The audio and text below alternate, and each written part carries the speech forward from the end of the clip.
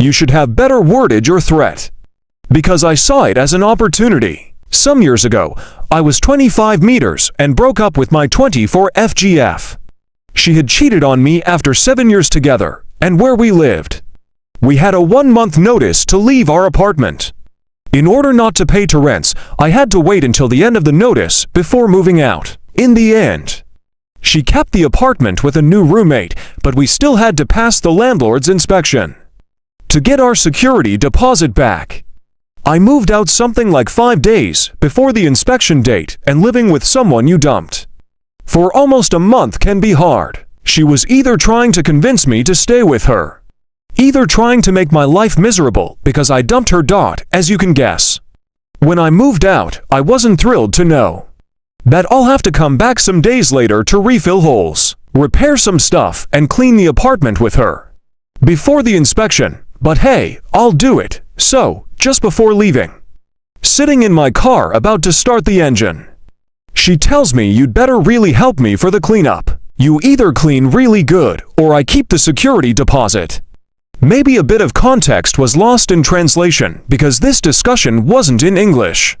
The way she worded it could mean either a threat or a choice. The tone and context sure enough clarified that it wasn't supposed to be a choice. Some things to know. I sure don't love doing chores, but cleaning isn't an issue for me. For her, most of it isn't either, but in the 7 years we were together, she never cleaned the toilets or the bathtub drain siphon because it disgusted her. So I did it, and she did other stuff to compensate, money-wise. I was a working IT engineer, and she was a student. So the security deposit, approximately $300-400 each, may be huge for her, but I didn't care that much. So I simply replied okay. She looked at me a bit confused. Not understanding my answer, I said okay, keep the deposit and do it all by yourself. I didn't wait for an answer.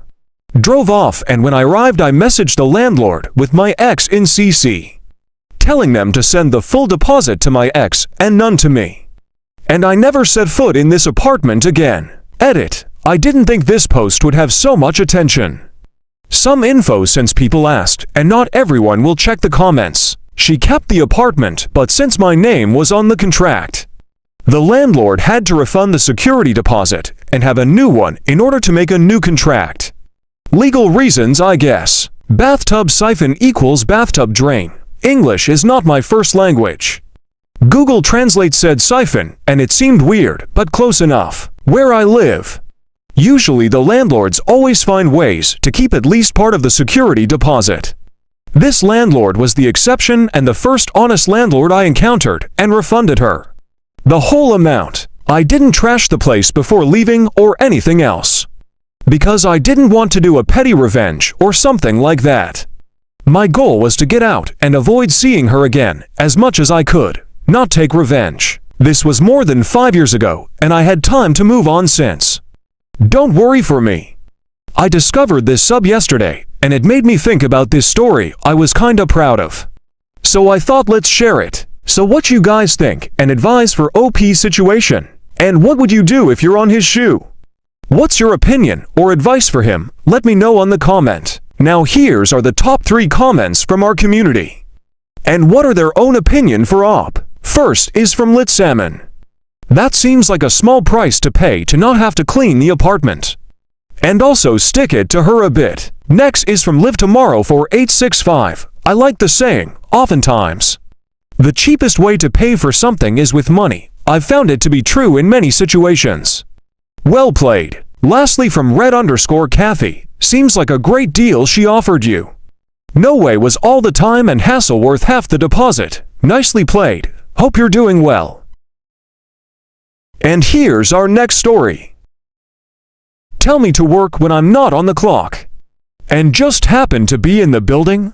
How about instead I organize the staff into a low-key resistance that last year's after I left? This will be a rather basic one, but it still warms my heart. I used to work in a trade shop run by a great boss. Everyone got along great, except for one of the department heads, let's call them B, for reasons unrelated to this story. The boss decided to sell the shop to B, and in the wake, the majority of the staff quits within months, leaving us understaffed. I naively decided to stick it out, and assumed that B would hire people to fill the empty positions. They don't. We go from a 15-person trade shop down a 5-person within a year. And that includes the 6 people who turned over. One of the many issues that developed, and there were many, was B's inability to schedule or think directions to the end and plan ahead. While I worked there the 2 years with boss, I often came in 10-15 minutes early due to the nature of my commute. I'd come in, unload my stuff, make some coffee, small talk with my co-workers, shoot the shit with my boss, but we never really started work until everyone's scheduled start time. When B took over, the moment you stepped into the stop, B immediately started to bark orders at you regardless if you were in the building 15-20 minutes early. Mostly it's because B was in a rush to get something done they just remembered. When the now most senior person left at the shop from the old regime would point out, we technically weren't on the clock yet for another 15 to 20 minutes, and I want to make coffee. B would just snap at you, telling to do it now, because so-and-so is coming right at opening. So I started to wait in my car, bring in my coffee from home, and would only walk in the door as the last minute was changing. I was technically never late to work, and was ready to work the moment I stepped through the door. I don't know if B caught on, but the rest of my staff did and followed suit since I told them to. For the remaining months I lasted there, all my co-workers would still often show up early to work, but all wait in the vehicles. At some point one of them had a minivan, and we all party in there and go in as a group. Anytime a new person joined because someone walked off, we would also warn them of what would happen. It's been several years since I worked there. I do not know any of the current staff beside B.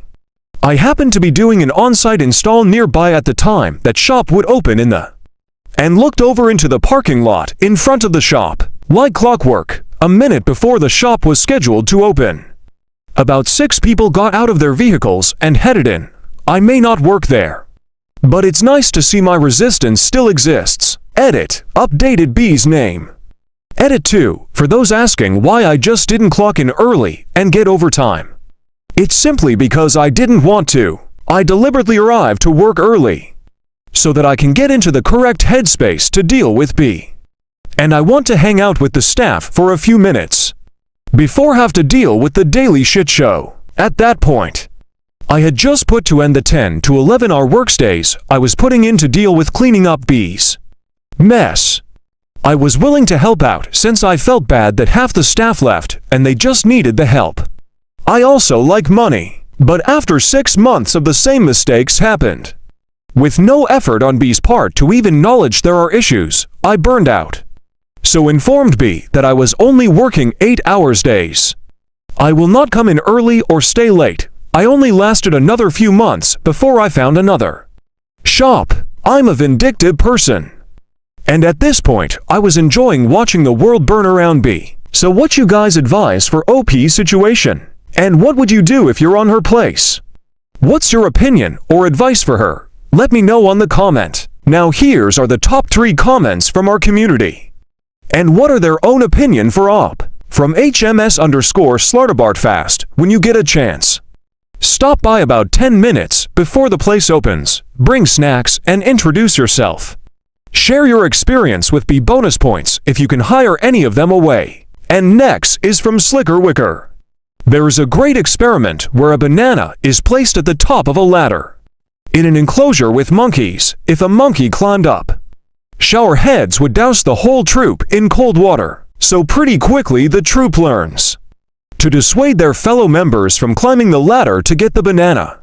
So now none of the monkeys ever went up the ladder to get it, and none got showered. Then they rotated out the old monkeys one by one, and the new monkeys were dissuaded from climbing the ladder, and would participate in stopping the other new monkeys from climbing, even though they had never been doused by cold water. Eventually none of the original group was present, but the social behavior of stopping them from getting banana persisted. Doesn't really apply here, because y'all would obviously tell them why they should wait in the car. Just reminded me of that experiment. And lastly from Ilika Thequiat Spo, I did the same. I'd go into work 15 to 20 minutes early and get set up, my tea, bathroom break. Turn on my computer. The very last thing to be turned on was my phone. Overnight the phone is on divert to a mobile. It diverted to the jerk manager while Big Boss was away. Jerk manager saw me and ranted that if I was at my desk, why wasn't I answering the phone? It's still 10 minutes until I start. I'm still setting up my desk until my big boss returned from that trip. I waited until 2 minutes before my shift before I walked upstairs to my desk. I already started 15 minutes before most of the office, but not a minute before I was paid.